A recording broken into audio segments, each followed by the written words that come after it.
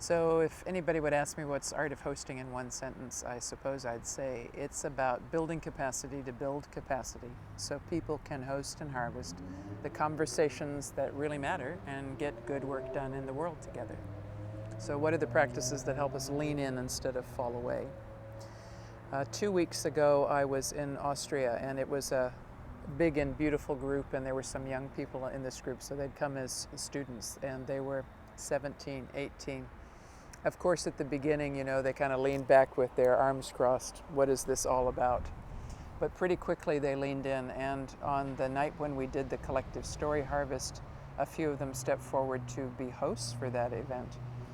And one of the stories we had in that circle was a woman who had lost her daughter only about a month before in an accident, and that she was safe enough to share this story, and that many of the young people went to this story, which deeply moved her, that they would come and listen and support her telling this story. That for me is really an essence of what we're doing. How can we work across the generations? How can we work in these kind of practices together so that we can share what deeply matters to us and use what we learn to move our work forward, however we perceive that to be?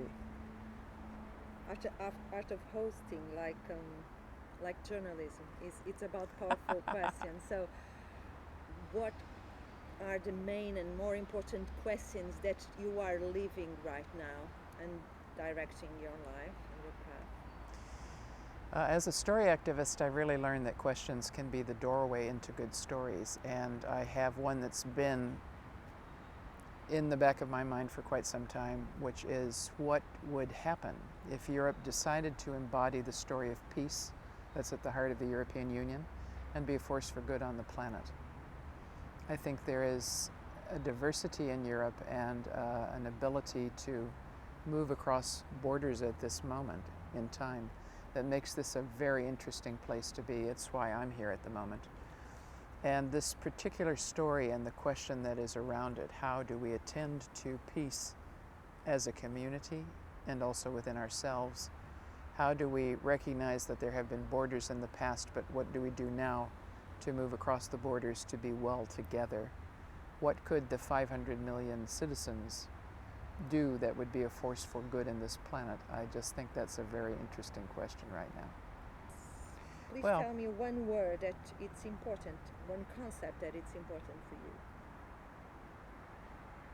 I think I wouldn't be living up to what I think is important right at the moment in the work I want to do if I didn't say story is a really important word right now, and maybe one of the most powerful words on the planet, because within our story and our stories, the intersection of our stories is our ability to move into new potential or to be stuck in the past, to be finding each other or to be falling apart in conflict.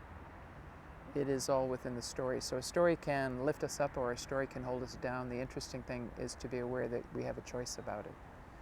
So awareness, consciousness, and the tending of stories that help us to be well together is what I think is really important work and a really important word to reclaim as a gift to humanity. I work with this dictionary that doesn't explain words with words, but words with stories.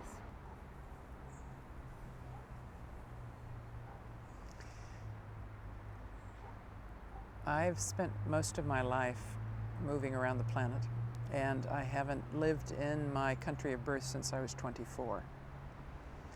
So something that illustrates the word story for me really is how people keep attempting to find out where I'm from by listening to my accent or by making an assumption about who I am because of either how I look or how I speak.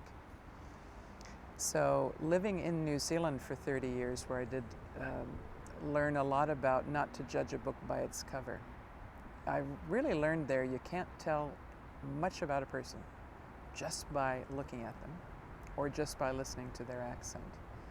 And so for me, the joy of discovery with every person has been a fundamental part of my learning around the world. And so I think of I think of every person as the intersection of all the stories that they carry about themselves and that other people carry about them, and maybe that come from their ancestral lineage and their place of birth and their ethnicity and their gender and all, so we are story fields, actually. And it's interesting to look at a person and see all these little threads following them. The red threads hanging off the side of them or coming out their ears or following them down the street. That's an amusing way to think of people, and also an amusing way to think of stories.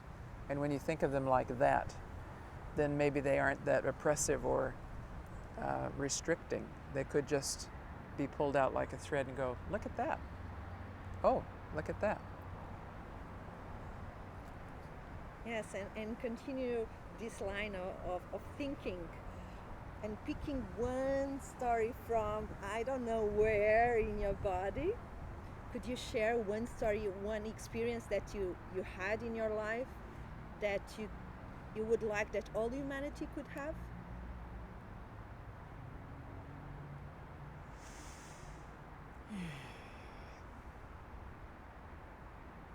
There's a work story that is coming to me as a little thread, and that was a moment when I was working with a group of 300 from a bank.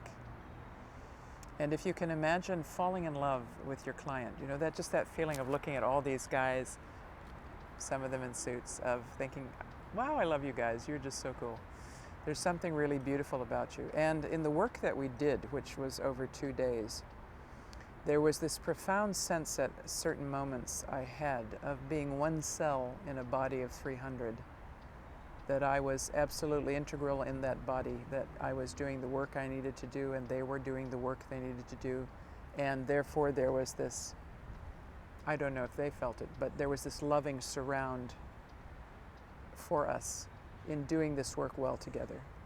And at the end of that particular piece of work, somebody stood up. He said, I've been working for this bank for 40 years, and I finally believe it's in good hands. So that, number one. And number two, my major client, who was the head of this group, a very introverted man, lovely but very introverted, very quiet, kissed me. And I thought, we've done the job, we've done the job. And if people could have that experience of that kind of co-creation together, that wonderful sense you get when you're creating something good, and you're creating it together, then that's what I would wish for everyone.